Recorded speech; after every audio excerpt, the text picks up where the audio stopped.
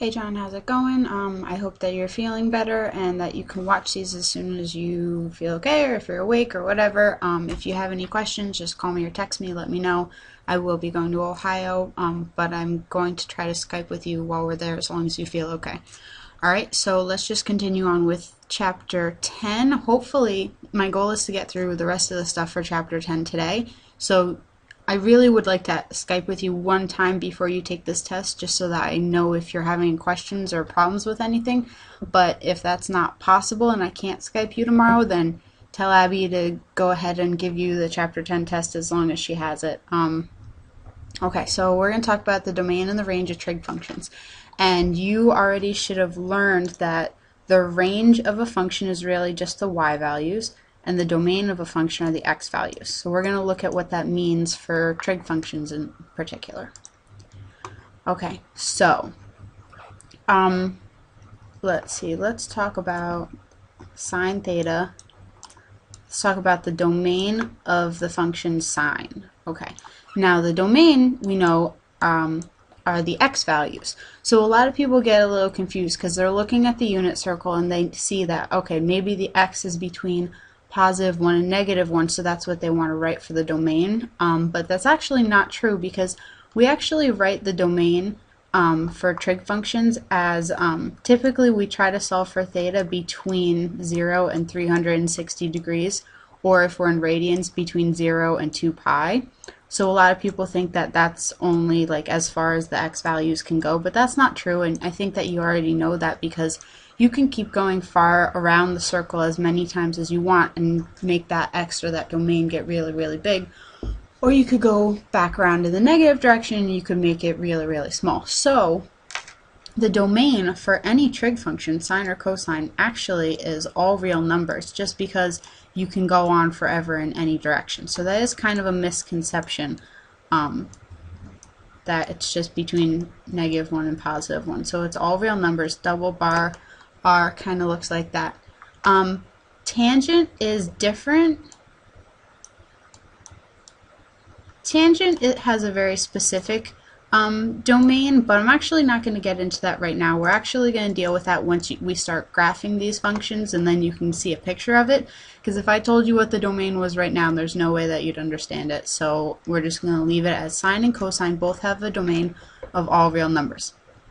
Now the range, which is the y values for sine and cosine, those actually are what we think that they should be, and we think that they should be between +1 and -1, and that's actually true. When we teach you how to graph these functions, like a sine function is going to look like this, and it's just going to keep going off in the positive direction and off in the negative direction. But you see how the highest that it's going to reach is a +1, and the lowest that it's going to reach is a -1. But that's a bad picture, but you get the idea. Thank you, Trent. I just am making a video because he doesn't feel good.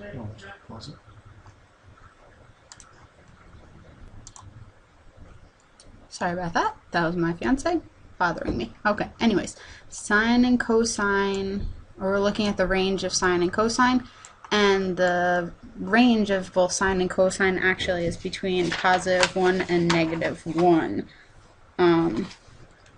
So we write that as -1 less than or equal to y less than or equal to 1. Okay, so domain is all real numbers because we can keep going around in the circle in either direction, so it's positive numbers and negative. The range is between -1 and +1. Okay? Alright, so now the reason why we're going to fill out this big long table is just so that you can get an idea, both in degree measures and radian measures, about the values of sine, cosine, tangent, cosecant, secant, and cotangent. So these are the ones down here that we haven't really talked about as much. So that's why we're going to do this now. These are what we want to talk about. So first, in order to do that, we got to fill in the rest of the table. So do you remember what the radian measure of 90 degrees is?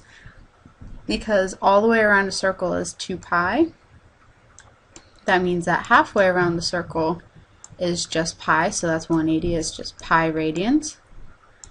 Half of that is 90 degrees, which is pi over 2. And then 270 degrees, that is about 1.5 pi, so 3 pi over 2.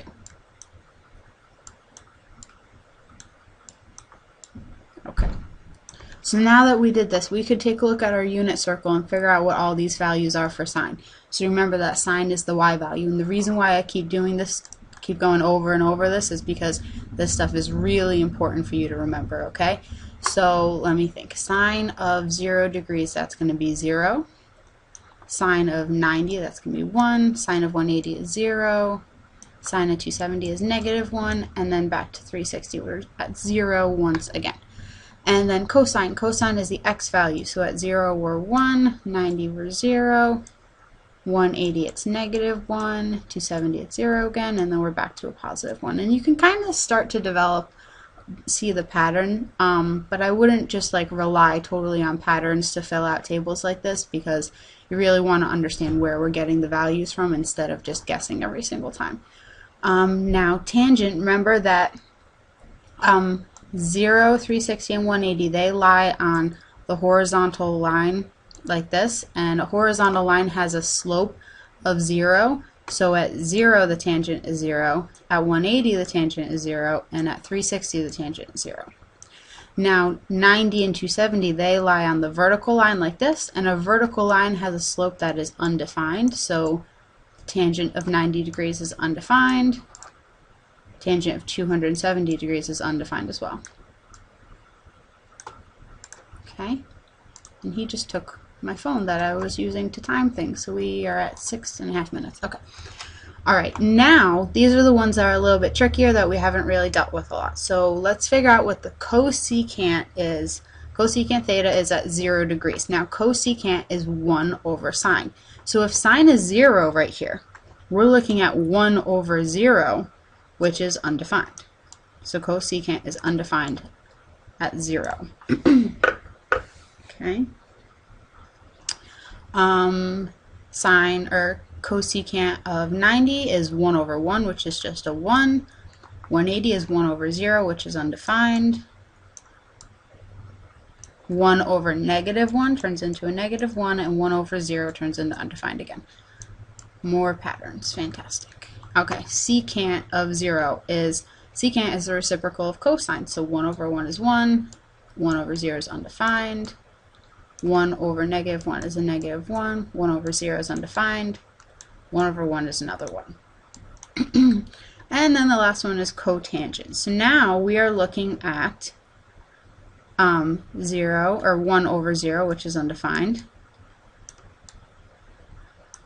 This is where it gets a little bit tricky, because you're looking at cotangent of 90 degrees and you're saying 1 over undefined. That kind of doesn't really make a whole lot of sense to me. But if you do remember that cotangent, another way to write cotangent is cosine over sine, that might help a little bit.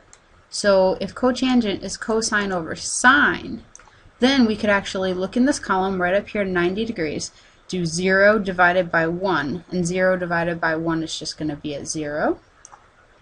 For 180 degrees, that's going to be -1 divided by 0, which is undefined. 270, it's going to be 0 divided by -1, which is 0, and then the last one, 1 divided by 0, is undefined. Alright, so that's just a little bit more practice of the stuff that you should know already. It's kind of just expanding it a little bit to include the inverse functions as well, but I don't think that you should have a problem with any of that. But you can always ask me questions if you need to.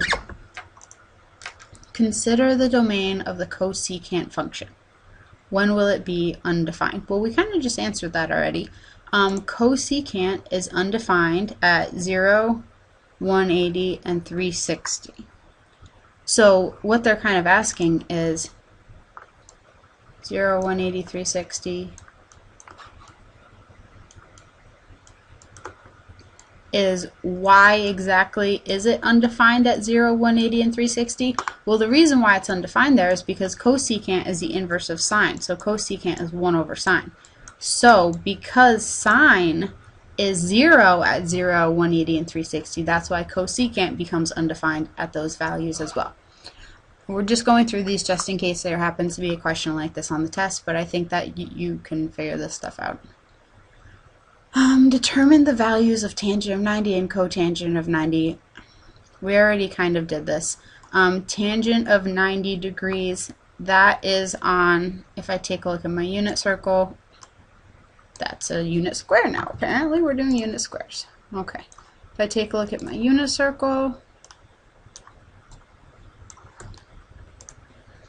90 degrees is right here, so that means that it's along this line, and that line is undefined.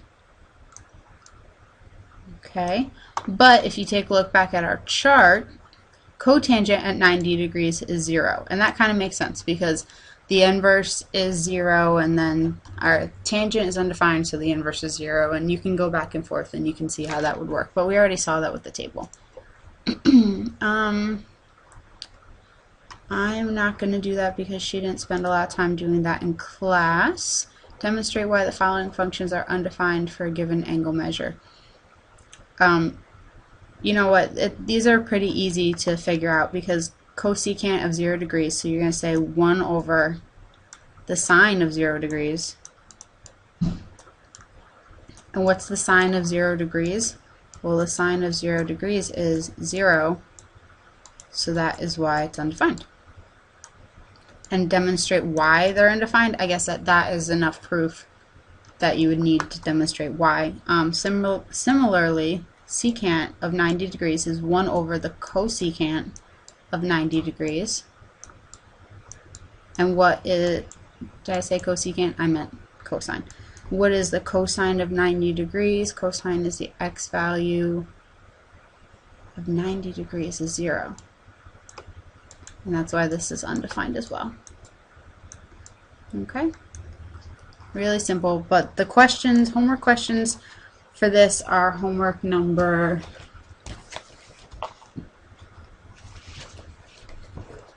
page 357.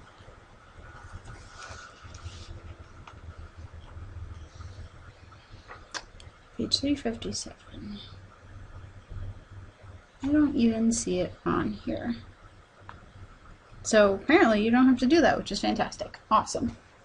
Please just keep track of the homeworks that you've completed already by filling them in on the blue sheet, and then try to keep all those homework assignments together so that you can hand them in to me, because I really want to try to bump up your grades with the homework assignments as well. Okay?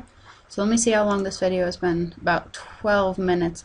I think I'm going to stop right here and start another one. That way we can go on to the next section. Okay? I'll be right back.